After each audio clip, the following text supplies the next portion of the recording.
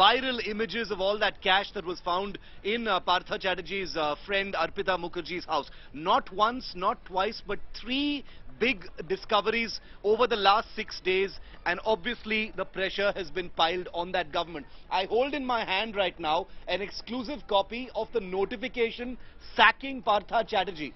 This is the official government notification sacking Partha Chatterjee as Minister of various portfolios in West Bengal with immediate effect. That means from the 28th of July, he has been relieved of all his duties as a minister. And once again, I just want to say that it has taken 6 full days for the Mamata Banerjee government to actually bring the axe down on Partha Chatterjee. He's been in custody for the last 6 days, 5 to 6 days, along with Arpita Mukherjee. But I just want to read out what this notification says from the government of Bengal.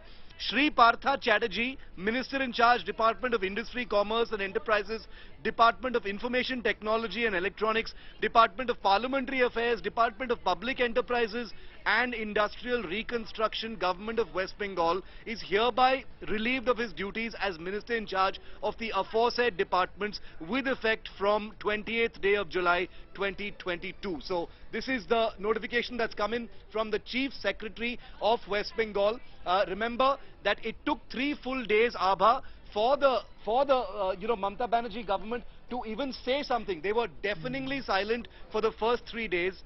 After India Today's relentless coverage, Mamata Banerjee made some oblique comments about not being tolerant of corruption. That didn't really wash very well politically, because it only gave her opposition even more fire to, label her a hypocrite, paint the hypocrisy of a government there, which talks about clean governance, etc. When you have one of your own ministers in a in a recruitment scheme that was part of the government, and yet you had Mamata Banerjee and her government completely distancing themselves and saying, we don't know who Arpita is, let the law take its own course.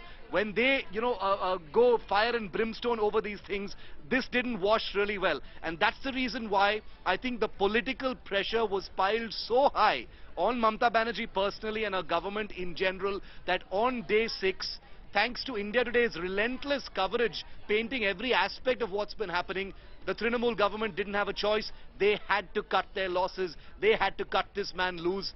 India is pretty much shocked, because those pictures of those huge monumental mountains of cash that were discovered, and yet the government had not sacked this minister.